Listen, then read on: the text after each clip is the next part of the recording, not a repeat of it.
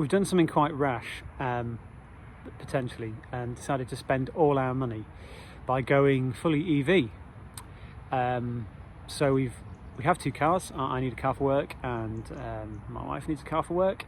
And when we got the Nero, we still had our second car, which was actually a car that I bought when I started a job and needed a car, and that's a Yaris hybrid. Actually, it's one of these.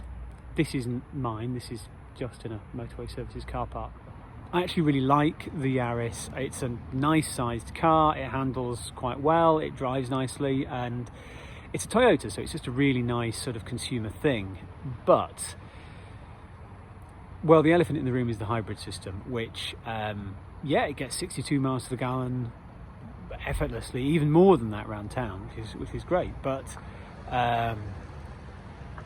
well, have you ever been up a hill in one of those things?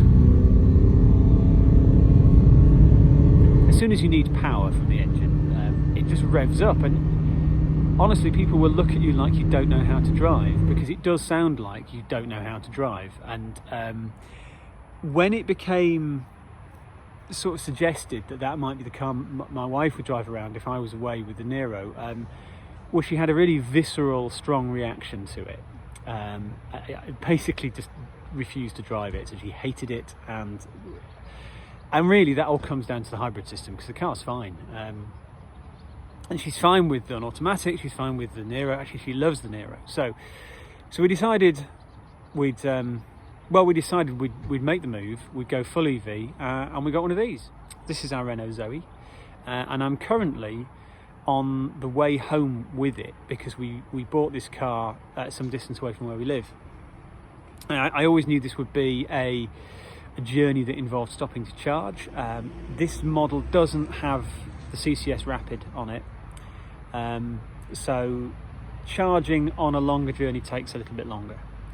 But here's just a nice little thing about driving an EV, or driving this EV today, and stopping at these services. I'm at Southway Services. I'm currently plugged into a Ecotricity Rapid. It's one of the old Ecotricity Rapids that are not much longer for this world. It's going to go soon and be replaced by GridServe. So I'm on AC, so I'm charging at 22 kilowatts, and because this is an old Rapid and it's a bit knackered, it's free. So I'm going to put in, I don't know, probably about, I'm not going to be here a full hour. I'm going to put nearly 15 kilowatts in or something like that, and that's not going to cost me a penny. Meanwhile, if you do have to stop here for petrol or diesel, oh yeah, you pay. Yeah.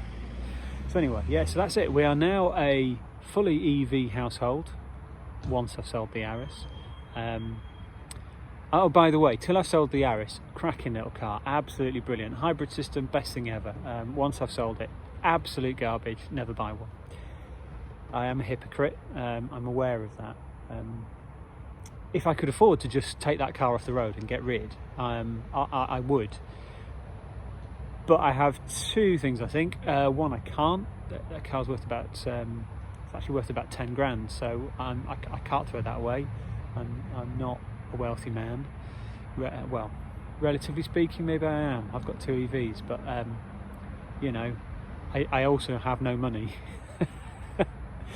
But also, I think a 3-year-old hybrid on the road is not the thing to take off the road first. There are worse, more polluting, less efficient, more bad cars, if we can say that.